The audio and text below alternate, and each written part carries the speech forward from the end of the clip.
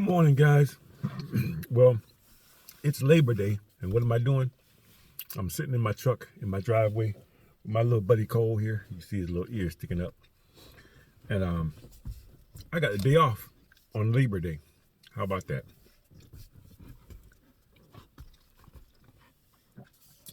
Drinking a coffee.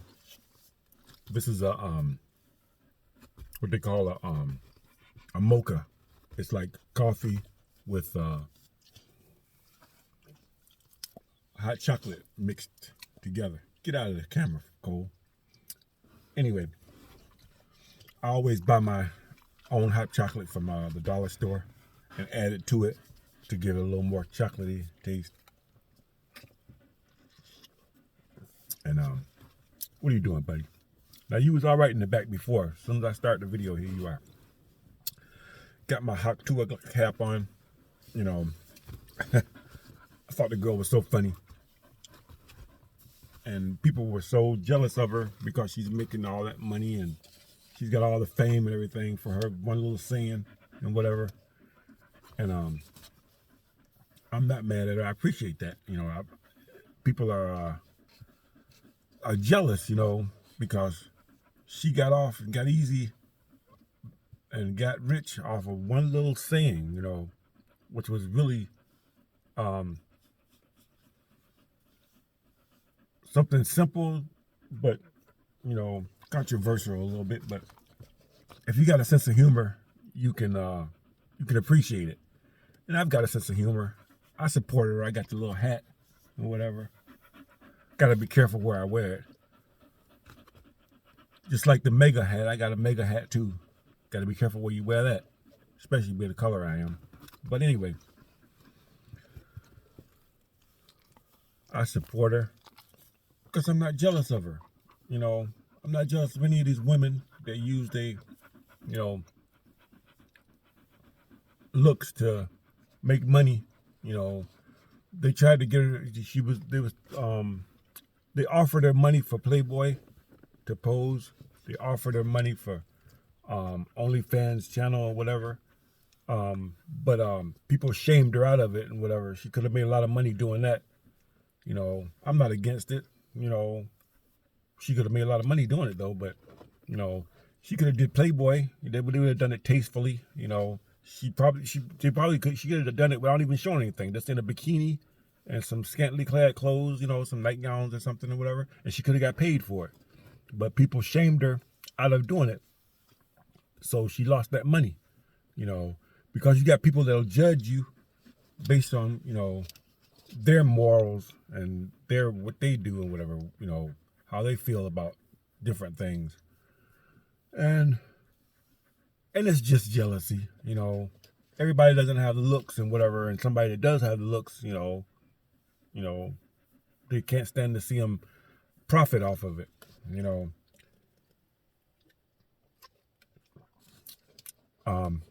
I believe you should profit off of any gift that you have. You know, if you can play baseball, then profit off of it. Become a major baseball player. If you are a good football player, you can catch a football. You can run fast. Whatever your gift is, you know, use it to the most of your ability and make as much money as you can off of it. You know, I'm pretty smart. You know, I can, you know, rig stuff up and everything. I just haven't found a job that I can make a lot of money at doing what I can do. You know, my talents and whatever. I've got talents and whatever. I'm physically able to work hard and whatever. So I use that to the best of my ability. You know, as it is right now, I'm working on a garbage truck, loading garbage. I'm a loader. You know, it's not the most prestigious job. People look down on it. People, you know, talk stuff about it, whatever, you know. You're just a garbage man, you know, whatever. Yeah, but it's an honest living. And I'm 60 years old doing it. And I've got the health and strength to be able to do it at 60 years old. Not many people can do that. Not many people can do it at 50. Not many people can do it at 40.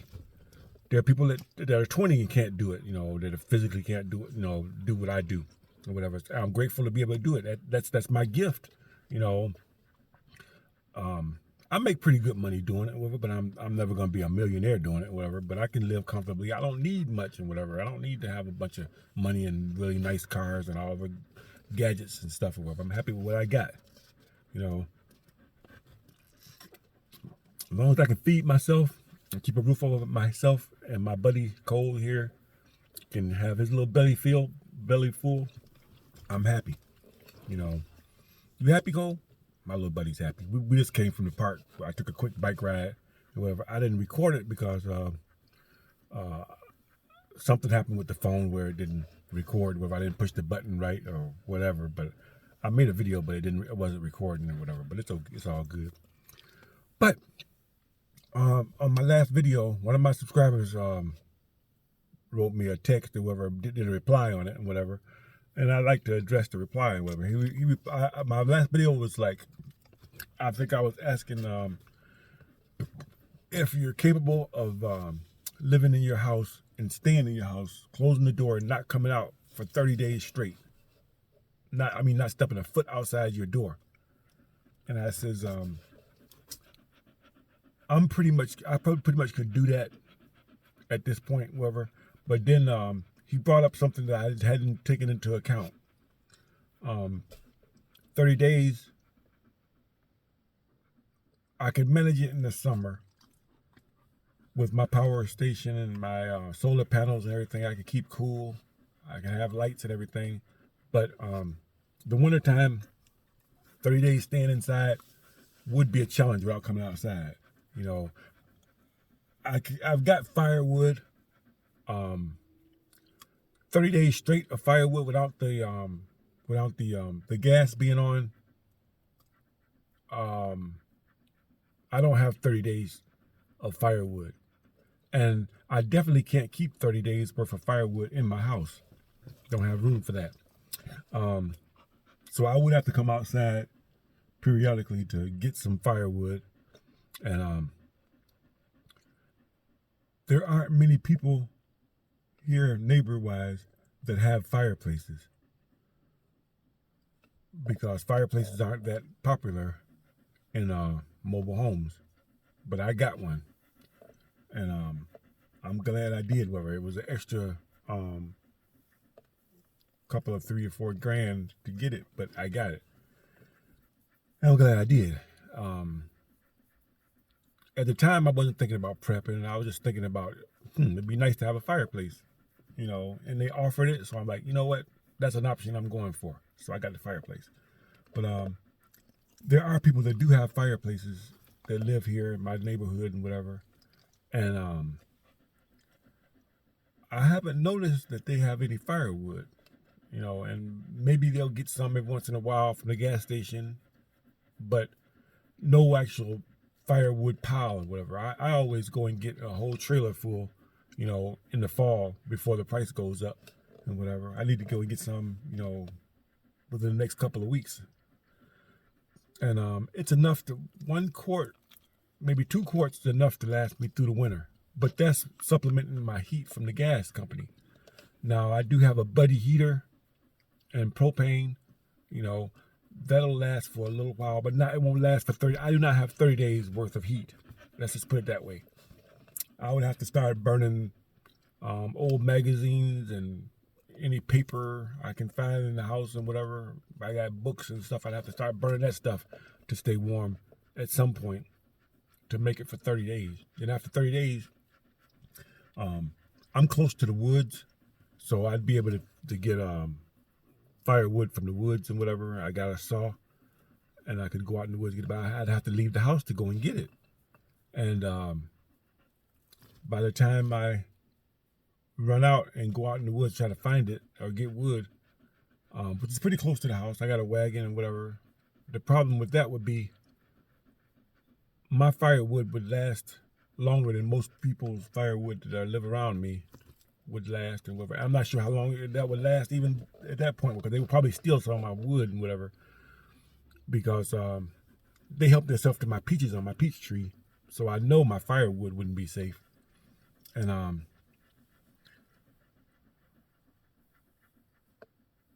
I can't see myself shooting somebody over firewood. trying to stay warm, trying to keep their kids warm, trying to stay alive, whatever. It's cold. I might come out and threaten them, but it would be empty. I just can't shoot a person for trying to get wood to try to stay warm.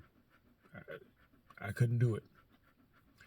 So if my bluff wouldn't work, then I wouldn't follow through. I'd be like, well, hell, if you need it that bad, you're going to, take it while you're at gunpoint, then fine, you can have it. I'm not going to shoot them.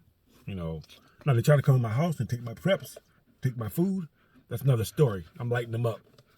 But firewood, that's another story. I got a pretty good sized tree in my yard I could cut down and use for firewood, whatever. It's a live tree or whatever, so it wouldn't burn very good, whatever. But like I said, I would go in the woods and get some wood and whatever. So that wouldn't be a problem. And I do have propane tanks, whatever. If they're full at the time, and which they will be by wintertime, I'll make sure I fill those up. And I got a 40-gallon tank, and I got a couple of 20-gallon tanks, and I got a couple of little 5-gallon ones, whatever. So I'm set on the propane tanks anyway. That won't last very long though. That might last, if I ration it to just have it on at night, it would probably last for, I don't know, a week. Yeah, probably a week.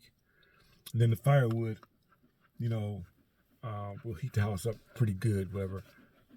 I can stretch it out because my house is pretty well insulated, and I can close off non-essential rooms and keep one spot warm and whatever. So I could do it. So that's a weak spot though. Staying warm when it's wintertime and not coming out to get firewood for 30 days. I'd have to come out and get firewood. I'd probably go ahead and use the propane first. On the other hand, I'd bring as much of the firewood that I have in the house as I can. Pack it up to the ceiling, if I have to, because I know that it'll be coming and people will try to, take it, whatever. So I'd rather have it in the house already. And I'd be all right. But that was just something to think about, whatever, and my subscriber called me on it, whatever. But other than that,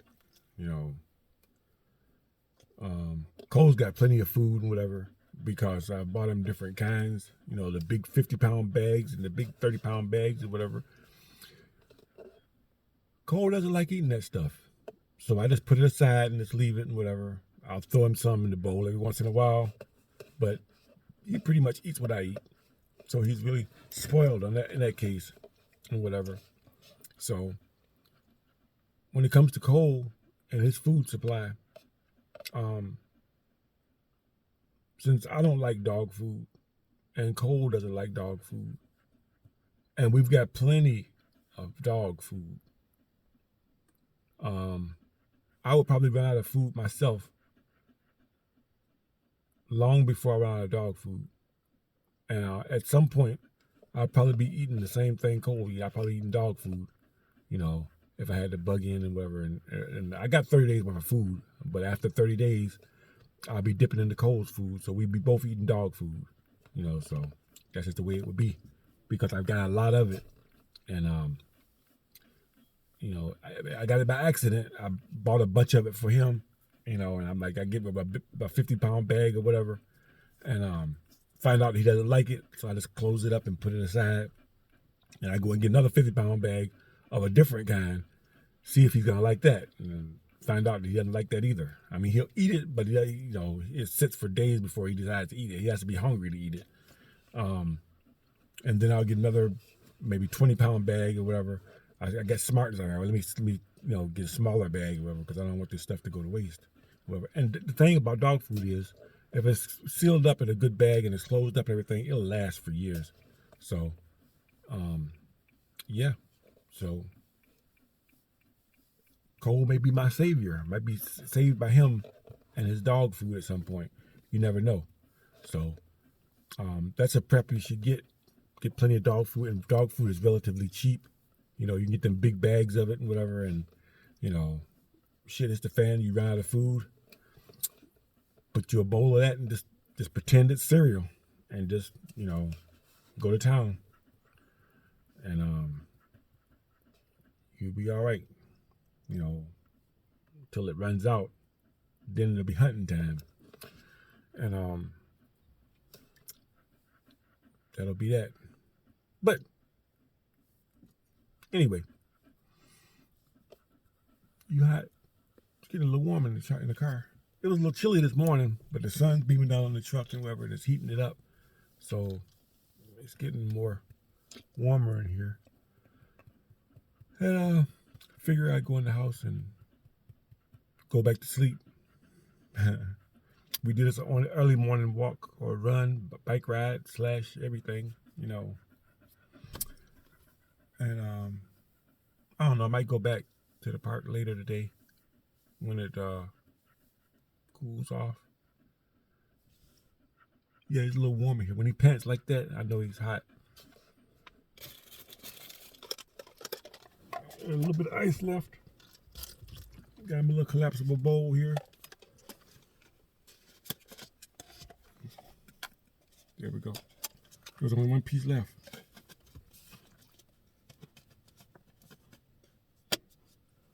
There you go.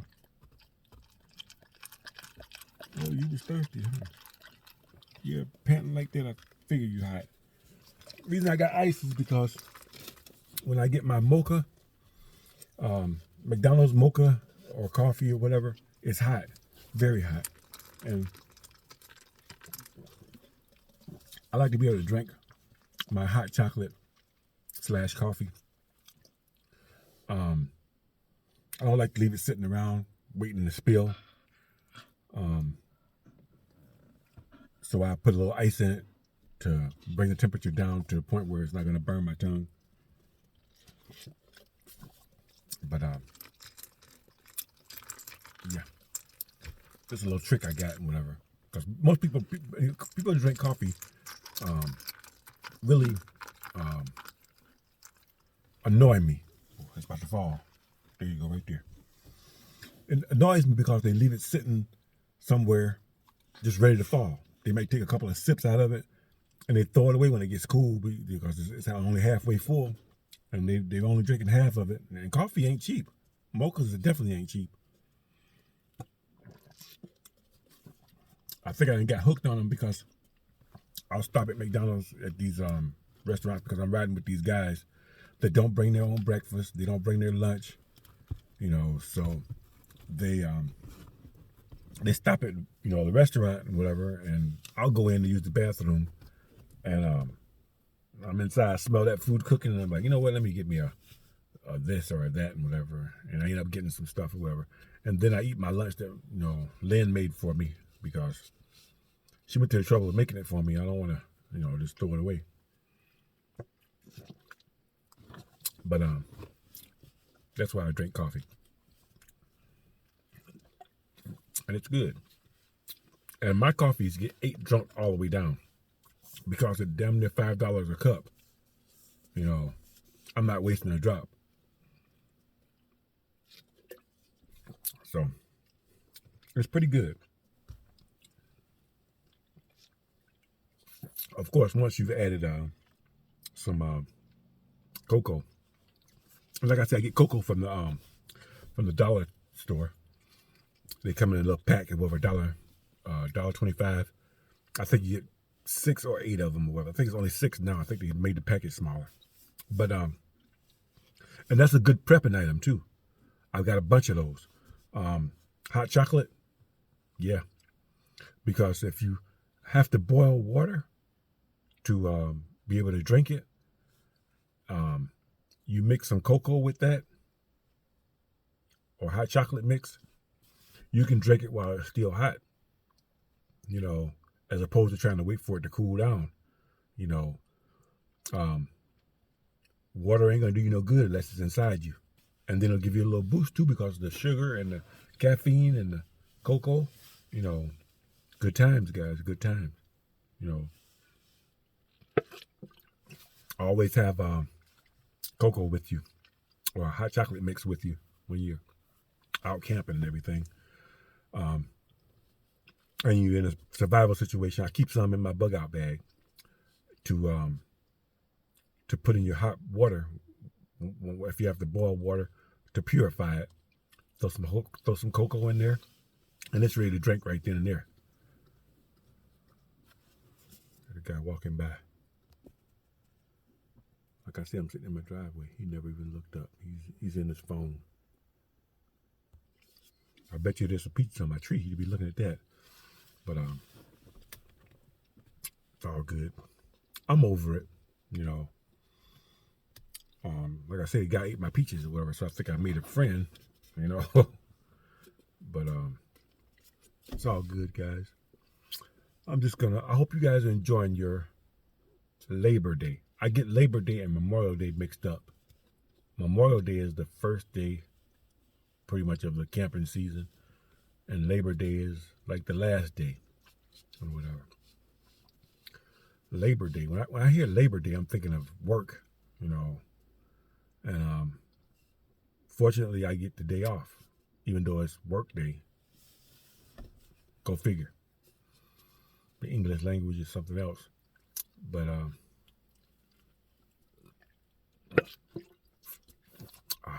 slurping coffee. I gotta get one of those mugs from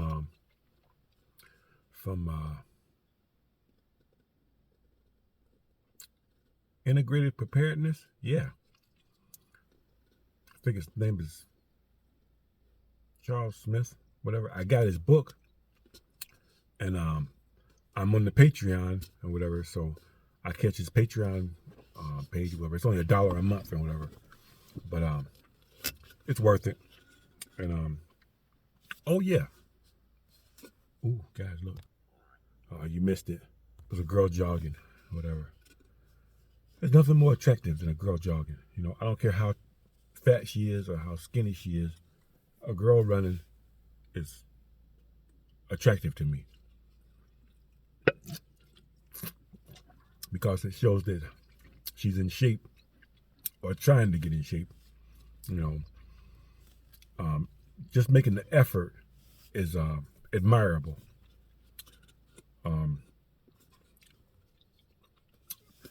A woman, I don't care how ugly she is, face-wise or whatever, she can't do nothing about that. If you're ugly, and you just gotta live with it. But your body, that's another story. There's no excuse for being all fat and blubbery and out of shape and you know, messed up or whatever, unless you got a physical disability or something or whatever. If you got perfectly good running limbs and you know, you can get out and walk at least, or even run or ride a bike, there's no excuse for it, whatever, you know, for having a blown up body. Now, no matter how much you run, no matter how much you ride a bike, no matter how much you go to the gym and work out, if you're eating crap and drinking crap, you know, I admit it, this isn't good. You know, hot chocolate, sugar, and everything, and whatever, coffee got, you know, benefits or whatever, but I should be drinking water, plain and simple. Nobody's perfect, and I'm far from it. I'm definitely not perfect, but if you're eating and drinking bad stuff, pop and stuff like that, and you got a bad diet, there's no way you can exercise more than you can eat. You know, you can't exercise away a bad diet. If you're eating all the wrong stuff and way too much of it, you're gonna get fat. I don't care how much exercising you do or whatever. I jump on and off garbage trucks every day, all day. Sometimes, mostly 10 hours a day, sometimes 12. And that is very, very physical work. I'm getting upper body strength workout, whatever, from picking up heavy cans and stuff and everything. I'm getting cardio from running off the truck back and forth, jumping on and off the back of the truck and everything. Getting back muscles exercise from holding onto the truck while the truck's driving down the road and whatever, and going around corners, got to hang on and whatever, everything. But I still got a belly, with all that and whatever. Because of this. If I was just drinking water and just eating really healthy stuff and whatever, not hitting them restaurants when these guys stop at restaurants all the time, I would have a damn six-pack or whatever with the work I do.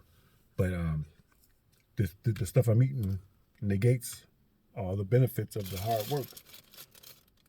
But the hard work negates some of the bad food that I'm eating, whatever. It's keeping me, I'm in better shape. The fact that I am, working physically than I would be if I wasn't. If I wasn't working as hard as I work and riding my bike and doing the walking and whatever with cold and everything, I'd be a big fat blob. I'd be over probably 300 pounds. I'm already 6'2", 6'3", height-wise, so I can carry weight a lot better than most people can, whatever, because of my height.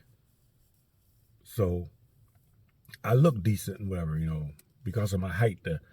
The fat is equally distributed, and it's actually distributed in the right places and whatever. You ever seen girls that are chunky or kind of fat and whatever, but the fat went to the right places and whatever. It went to the thighs, and the thighs didn't get too big. They got just big enough, and the butt got just big enough, not too big, and the breasts looked nice, and you guys know. It went to the right places and whatever. It didn't go to their back or whatever, or to their chin or on their face all puffed up and everything. Whatever. It went to the right places and whatever. As long as it goes to the right places, it works out. And that's how it is with me and whatever.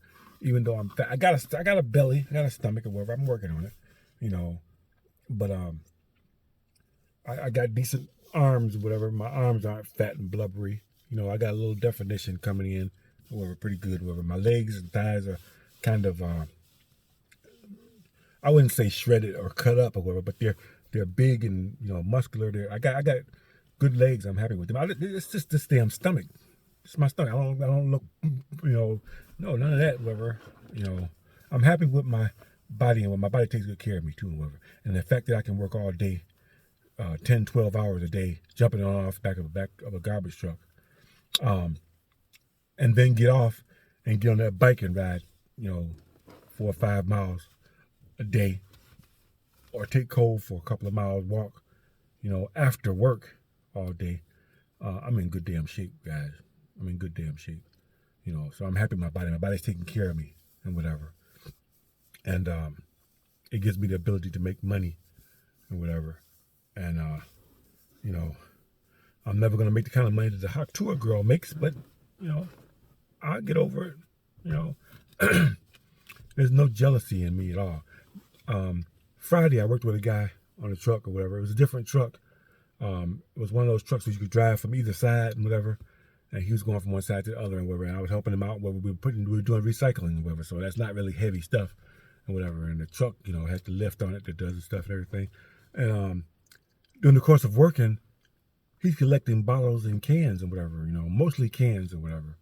And I'm like, oh, okay, yeah, if I see a couple of cans, I'll give them to you, whatever. Because I'm like, I'm not going to collect cans and bottles and stuff on the job, whatever.